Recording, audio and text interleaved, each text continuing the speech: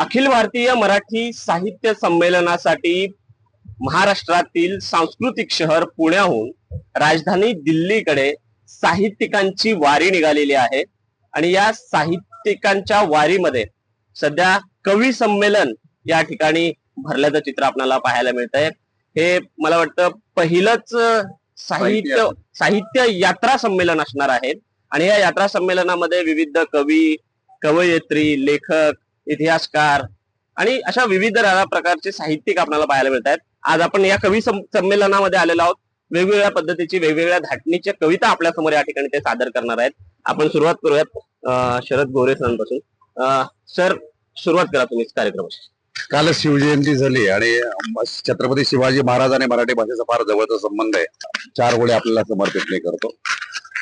18 पगड जातीची तुम्ही बांधली या मोठ, शिवबा तुम्ही बांधली या मोठ, तुमच्या फोटोची सांगा, तुमच्या फोटोची सांगा कधी येईल नोट, तुमच्या फोटोची सांगा कधी येईल नोट, मराठीचा केला तुम्ही पहिला शब्दकोश, मराठीचा केला तुम्ही पहिला शब्दकोश, मावळ्यात भरला सळसळता जोश, मराठीचा केला तुम्ही पहिला शब्दकोश, मावळ्यात भरला सळसळता जोश, प्रेरणा देई राजे, प्रेरणा देई राजे हे किल्ले गडकोट, तुमच्या फोटोची सांगा कधी येईल नोट, कधी येईल नोट। नक्कीच अप्रतिम छत्रपती शिवाजी महाराजांची नोट व्यवहारात यावी अशा पद्धतीचं हे काव्य होतं।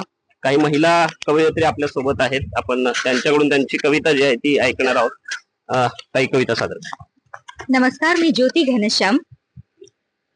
भरकटलो मैलो मैल, चुकलेला कयास होता, बाहेरून आत वळावे इतकासा प्रवास होता, मी झाकून डोळे केली व्रत वैकल्ये कितीदा, पण उघड्या डोळ्यांमध्ये भक्तीचा निवास होता, मी हे केले मी ते केले, मी हे केले ते केले, होती समजूत मनाची, त्या करण्यामध्ये देखील लपलेला हव्यास होता, जे आहे ते बघताना आनंद उफाळून आला, जे नाही ते जपताना क्षण क्षण उदास होता, वाटली मला ती केवळ गळली सुकलेली पाने, वाटली मला ती केवळ गळली सुकलेली पाने, त्या पानांमध्ये उद्याच्या मातीचा सुवास होता, त्या पानांमध्ये उद्याच्या मातीचा सुवास होता। नक्कीच मातीचा सुवास त्यांनी सांगितलेला आहे। तुमची कविता कशी असेल? मी प्रमोद जगताप फलटणकर गझल घेतोय। स्वार्थातल्या चुलीवर पोळी तयार झाली, स्वार्थातल्या चुलीवर पोळी तयार झाली, गद्दार माणसांची टोळी तयार झाली, गद्दार माणसांची टोळी तयार झाली, सागा बरोबरीने बाभूळ वाढली पण, सागा बरोबरीने बाभूळ वाढली पण, कुजक्याच लाकडांची मोळी तयार झाली, गद्दार माणसांची टोळी तयार झाली। धन्यवाद। नक्कीच आणखीन काही कवी आपल्या सोबत आहेत, थेट कविता सादर करा। मी आशिष नेंदुरकर। वेगवेगळ्या कविता सादर होत आहेत। प्रेमावरची कविता मला सांगावीशी वाटते।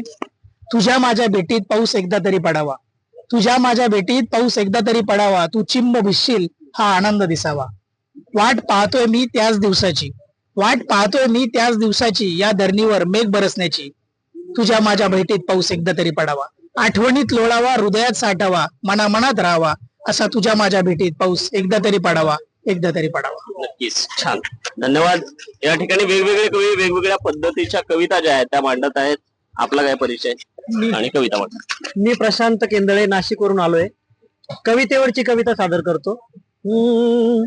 ती हसावी जराशी अमृतरू मोहरावा, ती हसावी जराशी अमृतरू मोहरावा, तीही लाजावी अशी की गहू शहारून जावा, मंद टाकीत पाऊले ती या रानातून जावी, मंद टाकीत या रानातून जावी, झेंडूच्या फुलांमध्ये फुलपाखरूच व्हावी.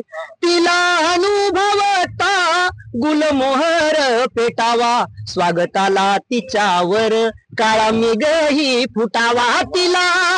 तिला पाहून खुलावे तुरे कांद्याचे डोंगळे, तीन उराशी जपावे अलगद की बगळे. बाभळीच्याही फुलांना तीन वाटावा सुगंध, सारे वाटीत जाताना तिला मिळावा आनंद. पाण्या परी विहिरीच्या खोल पाख्यातून यावी, पाण्या परी विहिरीच्या खोल पाख्यातून यावी. कवितेनं माझ्या जगाला या संजीवनी द्यावी, कवितेनं माझ्या जगाला या संजीवनी द्यावी. नक्कीच, धन्यवाद. खूप छान. सर, आपण कविता सादर करा. ओळखपत्राच्या फोटोसाठी 3 वेळा पावडर लावले, पण लॅमिनेशनच्या पॅकेटामध्ये काळे ढोस प्रतिमा आले. कसे वस त्यातून माझं रूप दिसत होतं, मात्र माझ्या फोटो खाली बायकोच नाव झळकत होतं. नशिबानं तिचा तरी फोटो चांगला निघाला होता, नशिबाने तिचा तरी फोटो चांगला निघाला होता, मात्र वय वर्ष 60 लागून मोठा धिंगाणा झाला होता. मी म्हणलं तिला, अगं महामंडळात अर्ध्या तिकिटासाठी बरंच झालं, तिने जेव्हा डोळं वटारलं तेव्हा आपलं थोबाडच बंद झालं. जाऊ द्या मरू द्या म्हणलं, असल्यात कशाला लक्ष घालायचं, तेवढाच सकाराम भेटला मला. म्हणला बाटलीनं दूध पिणाऱ्या पोराचं नाव माझ्या म्हाताऱ्याला लागलंय, तेव्हापासून म्हातारा लिटरभर दूधच प्या लागलंय. आयला म्हणलं सगळंच घरात बहुतेक असला धिंगाणा दिसतो, म्हणून जरा शेवटच्या घरात डोकलं, तेव्हा सुनबाई मला जरा हिरमुसल्याला दिसल्या. मी म्हणलं काय ग काय सांगायचं भाऊजी तुम्हाला, माझं वय वर्ष 23 सासवड लागले आणि त्यांचं 56 वय माझ्या नशिबाला आलंय. तेव्हापासून मला त्यांनी इरकल घालावं लागलं आणि स्वतः मात्र ड्रेस घालून गावभर मिरवायला लागलंय. म्हणूनच मग तो देणाऱ्याने नीट द्यावं ओळखीचं पत्र, नाहीतर असंच चालू राहिलं असलं धिंगाणाचं सत्र. पत्राचा खूप त्याचा टोक घातल्याचं या ठिकाणी दिसतंय. सर, तुमची कविता सादर करा, वेळ खूप कमी. राजेंद्र सोमवंशी. डोळे मिटताच दिसतो तू मजला पुन्हा, डोळे मिटताच दिसतो तू मजला पुन्हा. सांग बा विठ्ठला काय माझा गुन्हा, सांग बा विठ्ठला काय माझा गुन्हा. बाप तू माय तू सखा सोबती, चांगली राहू दे रे तू माझी मती. तुझ्या पायरीशी असे प्रार्थना, सांग बा विठ्ठला काय माझा गुन्हा.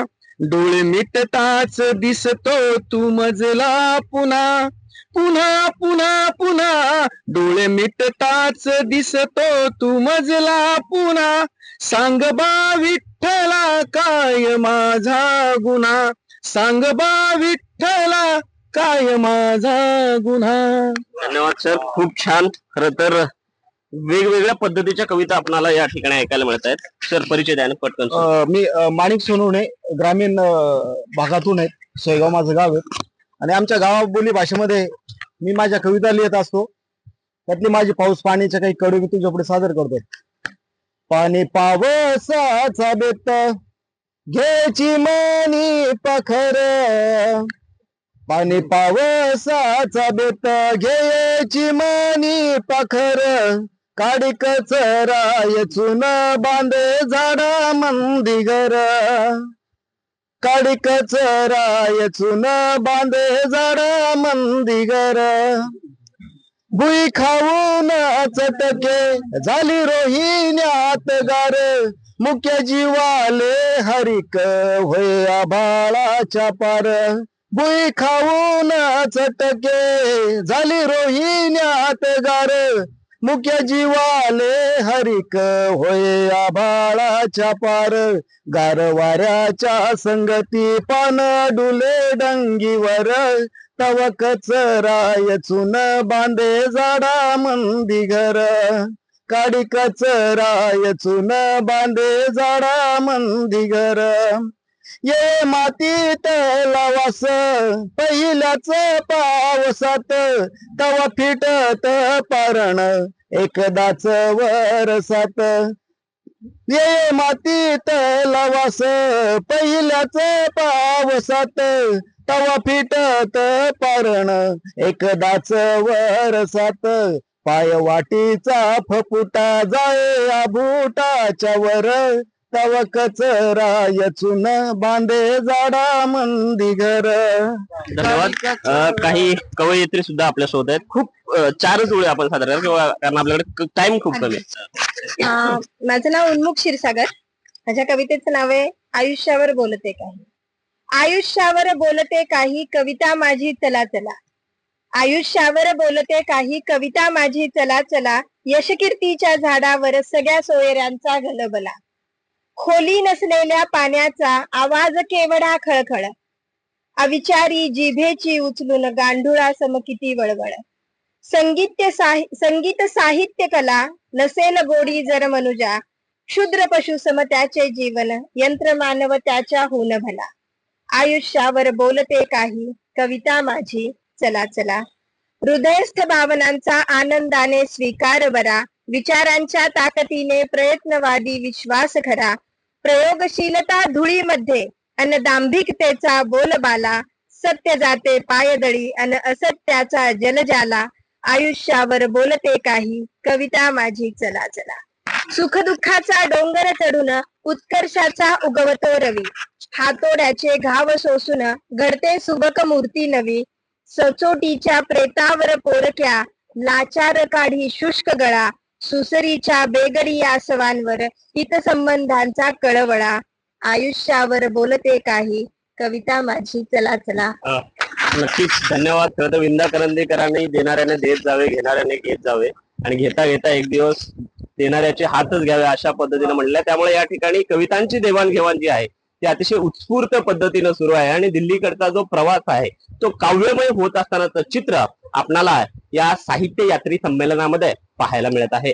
कॅमेरा पर्सन तौसिफ शेख सह विश्वभूषण लिमय, साम टीव्ही न्यूज, मध्य प्रदेश. देश विदेशातील प्रत्येक घडामोडींचे लाईव्ह अपडेट मिळवण्यासाठी आता साम टीव्हीच्या सर्व सोशल मीडिया प्लॅटफॉर्मला लाईक, फॉलो आणि सबस्क्राईब करा. तसंच सर्व नोटिफिकेशनसाठी बेल आयकॉन प्रेस करायला विसरू नका.